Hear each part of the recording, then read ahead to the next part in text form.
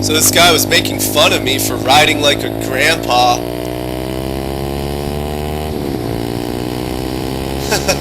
Woo! Oh boy, that's pretty much all I got. What is up, guys? Theocletian here. First of all, happy Martin Luther King Jr. Day. This is a reminder to my future self to upload this video around that time. We'll see if I get the memo. But I thought this would be a good time to pause and reflect on some of the things that Dr. King talked about in his famous speech. The basis of which is pretty much the idea of equality, right?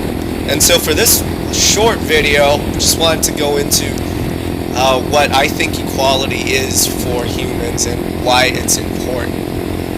So I'll start with why it's important. It's absolutely crucial for rational beings to recognize each other as equals, at least, on some level. Obviously, people are different, right? But the idea that no one person is better than any one other person, it's actually really important for the development of that one person, because if you grow up thinking that you're better than other people, that actually is only going to limit you, not in terms of just the opportunities you have with other people, but your own development, right?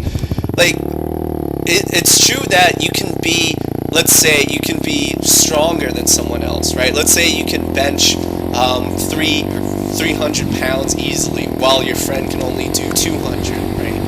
So, in that sense, you're stronger than him, but does that mean you're necessarily better?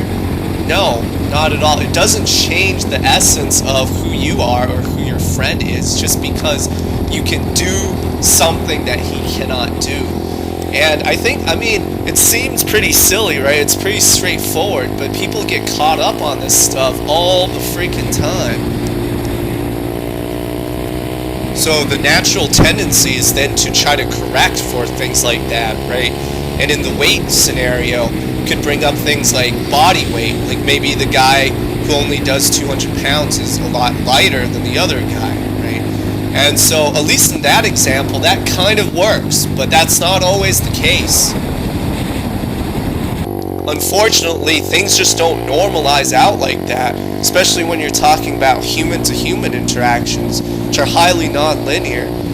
And I think people really do themselves a huge disservice when they try to equalize things by forcing others to be the same based off of some formula they probably came up with in their head.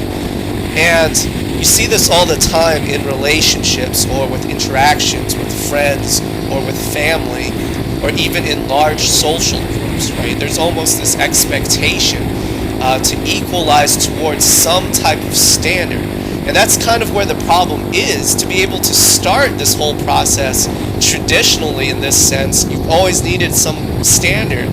But whose standard is that? And is it fair to expect everyone, knowing everyone's so different, to just go towards one standard?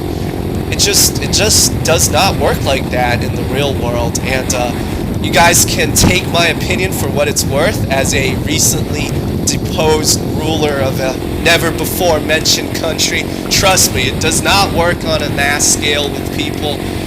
Ain't gonna work with your friends either. But seriously though, it's good to reflect on what Dr. King said decades ago.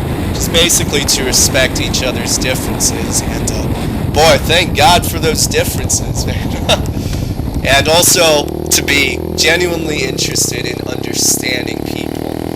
The next time you see some long-haired kid with an Ed Guy t-shirt, don't just think to yourself, oh, it's just some other metalhead. But really wonder, I challenge you to wonder, what do you think made him pick out that kind of music? And why does it really speak to him?